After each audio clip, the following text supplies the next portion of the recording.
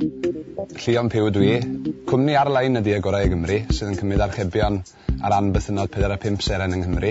Wel, oedd yn rhieni fi ddechrau yn gosod bwthyn 5 seren i hunan, ac teimlo bod yr asiantaeth yn cymryd gormod ac yn cymryd y busnes oedd ei arnyn nhw mewn ffordd. Bod nhw'n rhedeg y sioe i gyd heb ddim y blygrwydd. So dechrau edrych fewn i'r peth, a o'n i'n gweithio, Gareth a finna'n gweithio i Cymraeg Oedolion ar y pryd. Wedi datblygu gwefan newydd yn fanno a datblygu yr ochr e-fasnach a cael dipyn o lwyddiant yn fanno. So o'n i'n meddwl bod o'n rhywbeth y gallwn ni falle datblygu i wneud yn hunan, yn annibynnol. Felly dyna lle gychwynnodd o. Fuon ni'n trafod ac yn gwneud lot o waith ymchwil ers canol 2009, deg gwir. Cofrestru'r cwmni yn mis Hydre, diwedd mis Hydre, a wedyn ar ôl oriau hir, bob dydd o'r wythnos a'r penwythnos, cychwyn masnachu diwedd mis Chwefror, dechrau mis Mawrth yna yn 2010. Erbyn hyn, da ni'n gallu rhedeg y busnes yn gyfan gwbl ar Llion.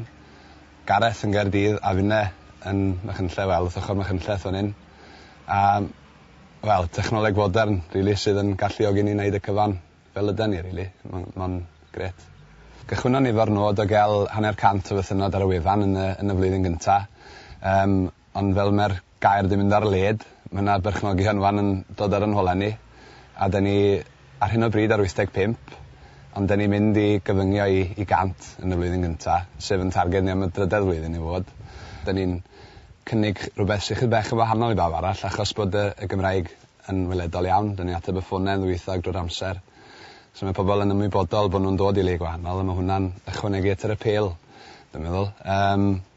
Mae gennym ni sawl ffordd o ddatblygu'r cwmni, a dyna fydd yn galluogi hynny, dig gwir. Mae gennym ni yr ochr da ni'n trio datblygu'n barod, sef cymryd bookings ar ran bythynod sydd ddim yn 45 seren. So bod ni'n prosesu taliadau ac yn cael comisiwn bech fanna, rhywbeth bech eitha hawdd. Datblygu'r ochr hysbysebu ar y wefan yn strategol o flwyddyn nesaf ymlaen, pan mae gennym ni ddigon o draffig gallu gwerthu y gofod hysbysebu. Ac wrth gwrs, efo enw fel y gorau o Gymru, Best of Wales yn Saesneg, mae yna sawl ffordd o ddatblygu hwn, does am rhaid o fod jyst yn bythynod yna'n arwylio. Hwna di'n cam gyntaf ni. Da ni'n edrych ar bethau fel gwely brecwast, guest houses, a hefyd the best of, allai dda fod yn unrhyw beth, beicio, dringo, cerdded. Mae yna gymaint o ffynonellau. So, da ni wedi cychwyn efo'r enw Best of Wales yma, efo'r syniad o ehangu mewn sawl ffordd, i wir. Ond dyma'r man cychwyn.